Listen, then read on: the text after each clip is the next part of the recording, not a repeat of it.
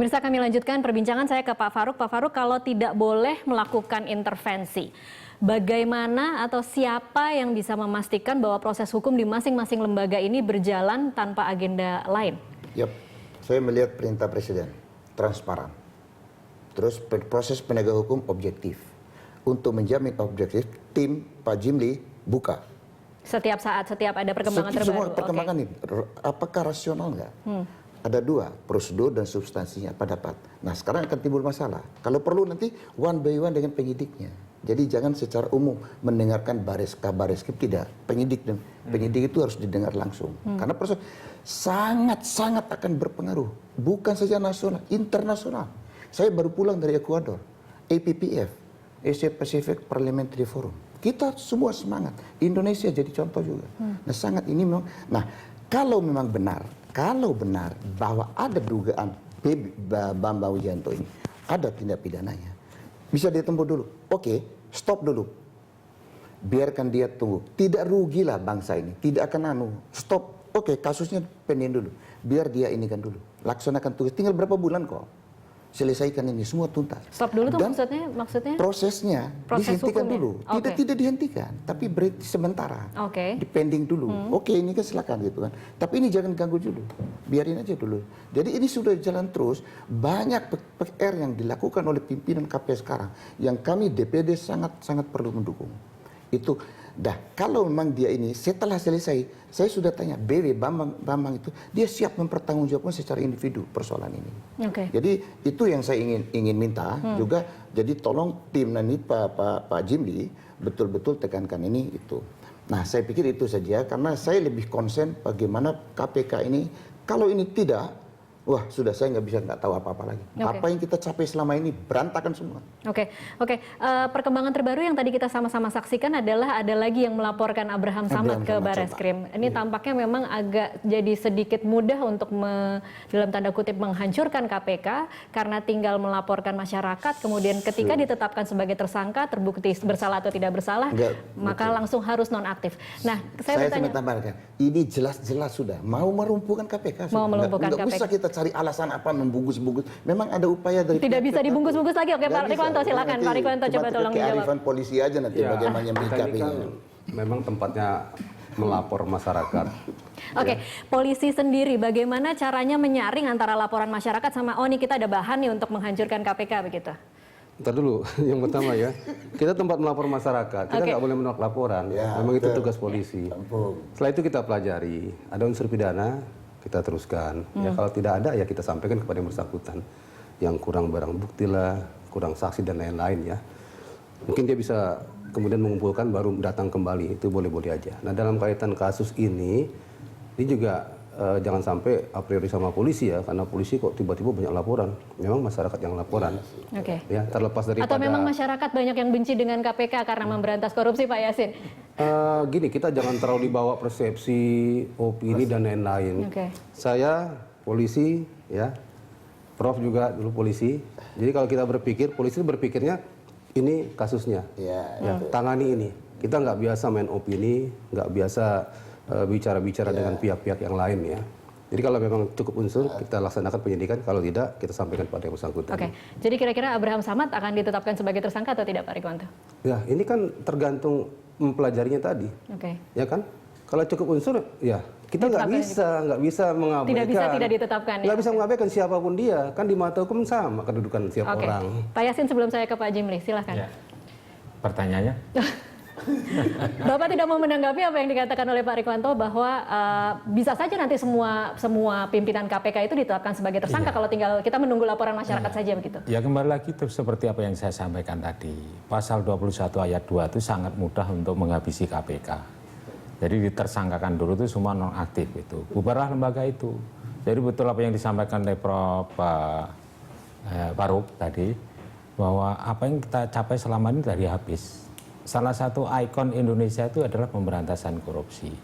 Saya ditunjuk chairman dengan Perancis untuk anti working group, anti corruption working group di dalam G20 dan kita punya komitmen kuat terhadap pemberantasan korupsi.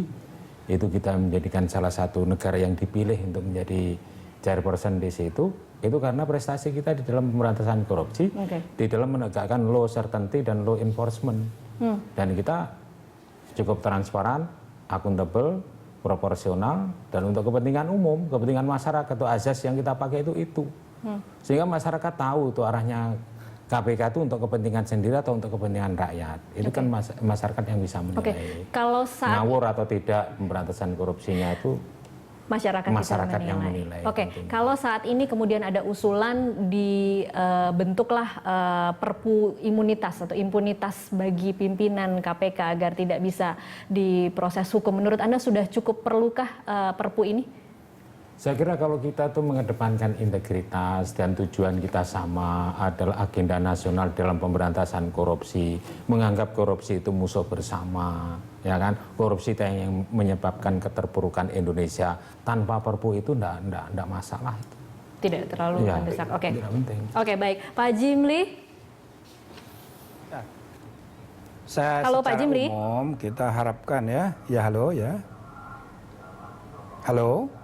Ya, Pak Jimli, ada usulan untuk membentuk perpu impunitas bagi pimpinan KPK selama masih menjabat untuk kemudian mencegah hal-hal seperti ini terjadi lagi. Menurut Anda seberapa mendesak atau seberapa perlunya perpu ini dikeluarkan?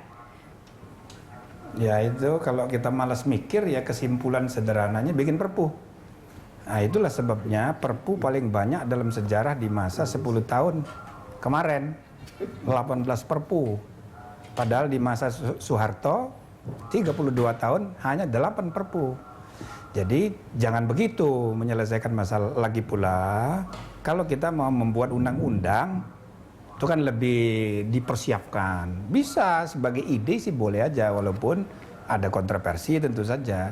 Jadi dibuat undang-undang ya kan karena ini ada kehususan seperti tadi sudah disebut gampang dijadikan tersangka jadi nonaktif dan maka harus juga ada imunitas tapi harus dengan undang-undang dan yang kedua itu tidak bisa dipakai untuk solusi kasus yang sekarang karena undang-undang kan tidak boleh retroaktif. Jadi untuk menyelesaikan masalah yang sekarang di depan mata udahlah nggak usah bicara tentang perpu dan imunitas dulu nanti untuk masa depan. Sekarang kita turunkan ketegangan, ya kita redakan dulu ini semangat untuk berbeda. Nah, nanti kalau kriminalisasi, kemudian melaporkan ini kan tambah panas. Termasuk ide untuk bikin perpu.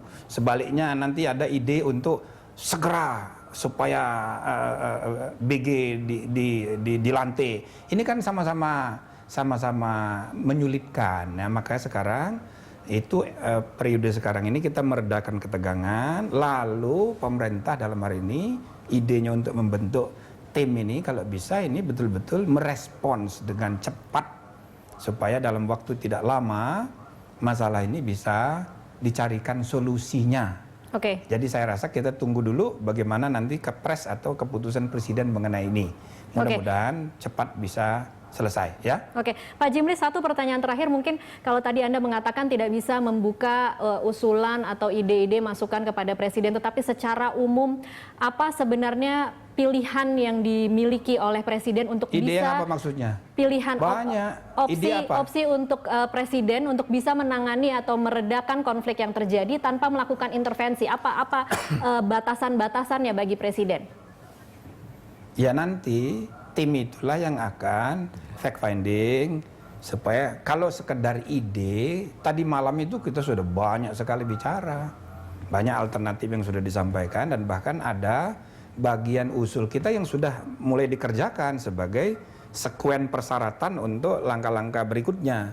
Jadi sekedar ide pendahuluan sudah banyak sekali, cuma bukan sekedar kebijakan yang kita tawarkan, tapi juga bagaimana kebijakan itu bisa dicapai ya untuk meredakan ketegangan. Maka kita harus dengar KPK-nya dengar, Polri-nya harus didengar supaya kita juga harus adil kepada dua lembaga ini.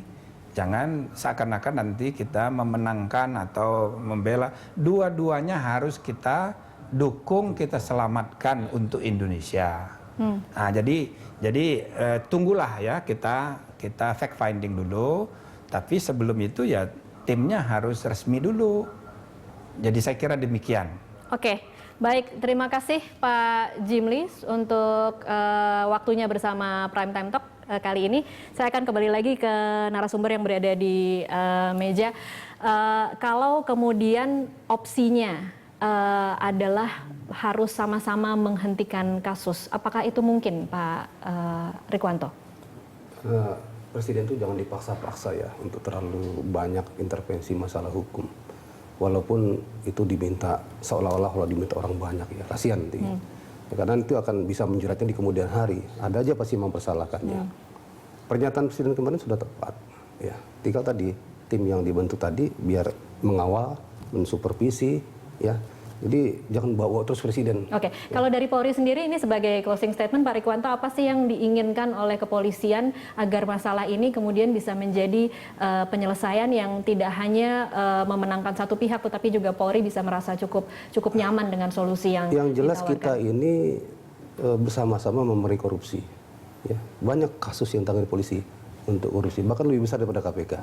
Hanya secara kualitas mungkin KPK lebih besar ya, lebih tinggi ya, karena memang mampu untuk menjerat pejabat-pejabat tinggi, orang-orang top dan lain-lain ya. Itu kita akui dengan demikian ya. Namun secara pemberantasan kita lebih banyak secara kuantitas. Ya. Secara itu, kuantitas? Iya, itu harus diakui. Jangan sampai kita anti korupsi, kemudian kita tidak menangani korupsi dan tidak ada apa-apanya, enggak juga ya. Kita udah jauh lebih dulu melakukan itu. Kemudian terhadap kasus ini ya, kita biarkan ya. Tadi Pak Jimli sudah bilang sudah reda. Yang suka manas-manasin malah media ini, supaya naik lagi ya. Ya, biarkan berjalan, tim berjalan. Kemudian hindari komentar-komentar yang memprovokasi, ya, yang tidak pada tempatnya, karena memang bisa jadi ada saja yang membuat atau memancing di air keruh ya untuk situasi begini ini.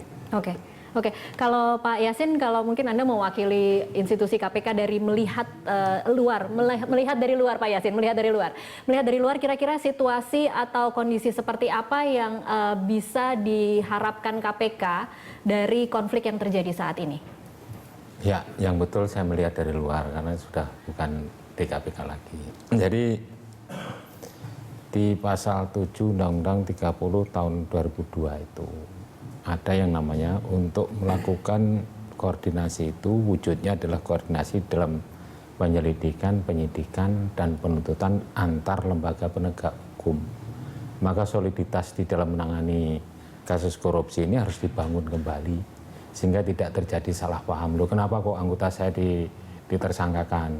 Jadi kalau koordinasinya bagus, itu insya Allah tidak ada itu katakanlah mispersepsi di antara lembaga penegak hukum itu. Jadi kemarin itu mungkin bisa dibaca koordinasinya kurang bagus berarti Pak Yasin. Ya tentunya kan kita harus mengamalkan pasal-pasal yang menjadi amanah yang harus kita laksanakan. Kita itu walaupun melihat bahwa KPK itu punya kewenangan yang luas, tapi kewenangan untuk menjaga hubungan antar kelembagaan itu harus ditonjolkan. Karena itu juga salah satu perintah dalam suatu pasal. Sehingga tidak ada misinterpretasi atau salah duga dan lain sebagainya itu tidak terjadi. Sehingga ke depan itu menjadi solid. Kejadian ini menjadi katakanlah lesson learned lah bagi bangsa ini untuk membuat suatu kesatuan penegakan hukum yang bagus. Karena tiga lembaga ini, baik kepolisian, KPK maupun kejaksaan itu sama-sama mempunyai kewenangan untuk memberantas korupsi. Gitu loh, jangan sampai kita terjadi suatu gesekan yang sebenarnya harus tidak perlu. Gitu. Pak Farouk, terakhir apa yang kemudian mungkin bisa meredakan atau mengobati rasa luka, rasa tersinggung, rasa amarah masing-masing institusi yang saat ini mungkin masih sangat besar antar lembaga? Ya, pertama tadi saya mendukung ya. Kalau kita tingkat soliditas hubungan KPK Polri termasuk kejaksaan itu saya menilai karena saya ikut terus. Kita dorong KPK Korwas, Korsup, supervisi. Polisi itu betul tuh prestasinya luar biasa. Saya turun daerah-daerah kok. Kan itu. Jadi itu memang sudah jalan, sudah enak nih. Cuma persoalannya ada dari luar nih, ya kan? Dari luar yang masuk. Tadi kan antara mulai pertama timbulnya itu kan soal kan dari situ. Waktu BG itu sudah dikasih lah stabilo di sana. Lah kan kembali kan, loh udah saya kasih stabilo kok keluar juga gitu. Jadi wah kan mungkin maksud daripada Pak Jokowi itu lebih baik saya selamatkan, kan begitu kan, menetapkan tersangka.